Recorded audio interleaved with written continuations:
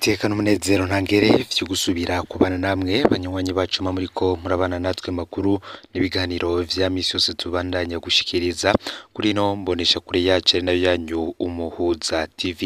numwe tugiye kubageza ko amakuru biriko biravugwa bigezwe ko muri kano kanya n'amakuru tuza kugaruka kuri vyinshi bitandukanye turaza kugaruka ku gikorwa cakozwe no mutambukanyi w'umukuru w'igihugu Angeline NDAYISHIMIYE kitigeze gikorwa n'izindi ndongozi zose ndetse na benshi batandukanye mu bakomeye turaza kandi muri ano makuru kugaruka ku vyo biri kuba mu mugambwe CNL urongowe na Rwasa akaba hari ivyo abanywanyi bamwe b'umugambwe bagiriza Rwasa vyose mukaza kuvyumviriza muri ano makuru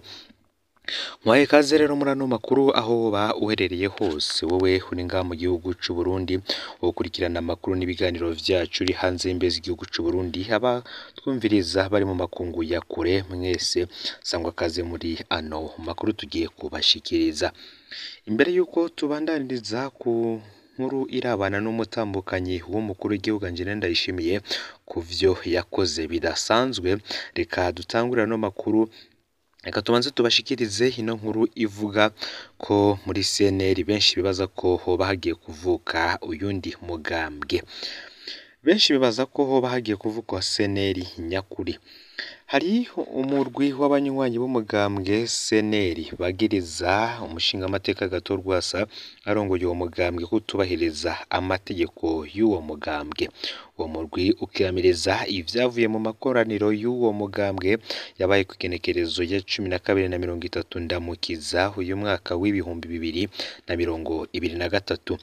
muri CNL bobo bavuga ko uwo murwi ufise intumbero imwe rudende yo gushinga ishami rya CNL bise nyakuri mu rwandiko rwashizwe ahabona n'uwo murwi ku wa mbere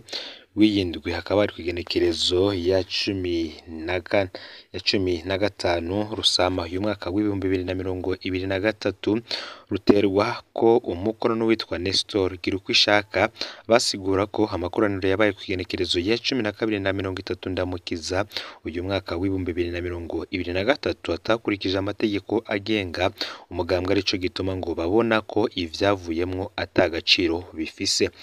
abo banywanyi b'umugambwe CNL baremeza kandi ko haciye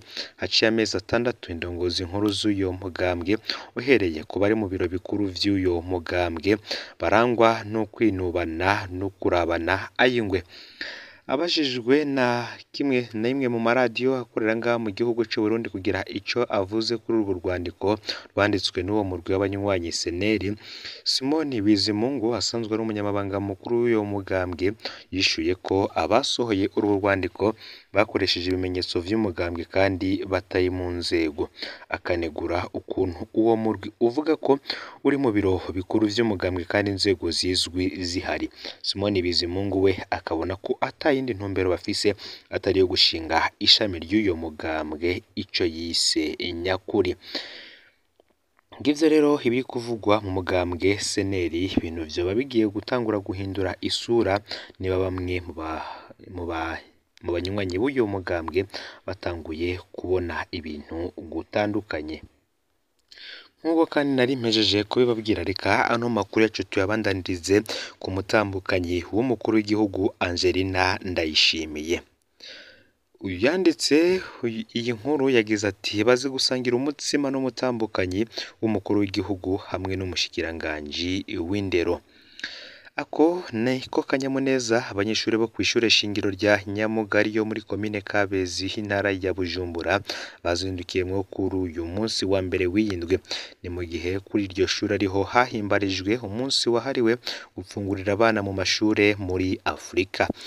abicishije mu kigo rero hasanzwe arongoye OPDD Burundi umutambukanyi w'umukuru w'igihugu asanzwe ashira mu bikorwa umugambi wo gupfungurira abana ku mashure uyo mugambi wo gupfungurira abana ku mashure ukaba ugeze ku banyeshuri barenga 600 ugaburira intumbero uwo mugambi ufise ukaba ari uko mu mwaka w'ibihumbi 2030 abana bose baba bafungurirwa nk'uko biri mu vyipfuzo vy'urunani rujejwe uwo mugambi kw'isi yose Ni mu gihe Angeline NDAYISHIMIYE asaba amakoperative kurema canke kugira haboneke ibifungurwa vyo gufungurira abana ku mashure, yagize ati kugira ngo uwo mugambi uramire urwaruka n'abarundi bose bisaba ko dukura amaboko mu mpuzu tukarema kandi tukorora kijambere ku bwinshi biciye mu makoperative kugira ngo uburyo bw'amafaranga bwategekanirijwe uwo mugambi bukoreshwe mu gusumira aha iwacu ivyo bifungurwa tugaburira urwaruka rwacu. Dr Husanutari aserukira PAM mu Burundi we amenyesha ko uwo mugambi wo kugaburira abana ku ishuri ufasha vyinshi ngo hambavu y'ubumenyi bwo mw'ishure kubera abanyeshure biga batekanye atanzara mu nda, ngo kugaburira abanyeshure bituma n'imiryango y'abarimyi ishikirwa muri rusange kubera ishorerwa ibifungurwa iba yimbuye. Ngivyo rero ivyakozwe n'umutambukanyi w'umukuru w'igihugu Angeline NDAYISHIMIYE mu gusangira n'abana umutsima. Mu yandi makuru kandi umushikiranganji Martin Teretse ati uwuzohirahira agafatwa agonze ipoto y'amatara we n'imodoka yiwe ntibazotaha. Umushikiranganji Teretse yagabishije abazohirahira bagafatwa bagonze amapoto y'amatara ko bo n'imodoka zabo batazotaha batongeye kurihagarika nk'uko ryari rimeze. Ivyo yabishikirije mu kiganiro yagiranye n'abenegihugu bo muri komine Ntahangwa kuri uyu wa mbere igenekerezo ya 15 Rusama uyu mwaka w'ibihumbi 2023, ngo nico kimwe n'uwo bazofata aparitse imodoka impande y'ibarabara canke ubutazoba afise itara hanze ku rupangu nawe nyene gushika ku wa gatandatu azocibwa amande yagirijwe korohereza abasuma nk'uko bibandanya bivugwa na Martin Teretse. Umushikiranganji Dieudonné Dukundane yamwunganiye nawe yasavye ko abatwara imiduga bakwiye gusonera imirongo iri mw'ibarabara nk'uko babandanije bayicisha ko amapine inyuma y'igihe gito usanga yazimanganye. Yamenyesheje ko mu minsi iri imbere mu bushikiranganji bujejwe inyubako bagiye gucapa aho buririra ndetse naho bururukiriza abiyunguruza bakoresheje amabisi. Ikindi ngo bazotera amashurwe ku mabarabara mu ntumbero yo gushariza igisagara. Agahamagarira abanyagisagara gutera amashurwe imbere y'impangu zabo. Martin Teretse we akaba yaramenyesheje ko umuntu ufise urupangu ariko ugasanga imbere yiwe hari ubucafu azocibwa amande mbere aravye nabi n'urwo rupangu arusohokemwo. Agira ati tuzomuca amande kandi akomeye kuko ntaba abereye kuba mu gisagara. Martin Teretse akamenyesha ko kuva ku wa gatandatu igenekerezo ya 20 Rusama uyu mwaka w'ibihumbi 2023 abajejwe intwaro bazirirwa baragira patrouille kandi ko uwo bazosanga imbere y'urupangu rw'iwe hasa nabi bazomuca amande. Kubwiye ngo biramaramaje kubona abajejwe intwaro birirwa barasibura imbere y'ingo z'abantu biciye mu bikorwa rusange kandi nyine urupangu yigaramiye mu nzu canke yazindukiye mu ikarasisi. Ngivyo rero ivyatangajwe na Martin Teretse umushikiranganji mu vyo ajejwe harimwo umutekano, iterambere rusangi ndetse n'ibindi. Mu butungane hoho leta ngo yoba igiye gutanga ibikoresho vy'akazi ku bahuza bo ku mitumba. Umushikiranganji w'ubutungane Domine Banyankimbona amenyesha ko leta y'u Burundi iriko iriyumvira ukuntu yotanga ibikoresho vy'akazi ku bahuza abo ku mitumba bigizwe n'ibikoresho vyo kwiyunguruza bakaroswa n'udufaranga duke duke ko kugura amazi iyo banyotewe. Ivyo yabishikirije mu gihe nawe kuri uyu wa mbere igenekerezo ya 15 Rusama umushikiranganji w'intwaro yo hagati y'iterambere rusange n'umutekano yari yagendeye komine ya Ntahangwa kuri zone diplomatique ari kumwe n'abashikiranganji bane w'inyubako ubutungane no kwivuna abansi.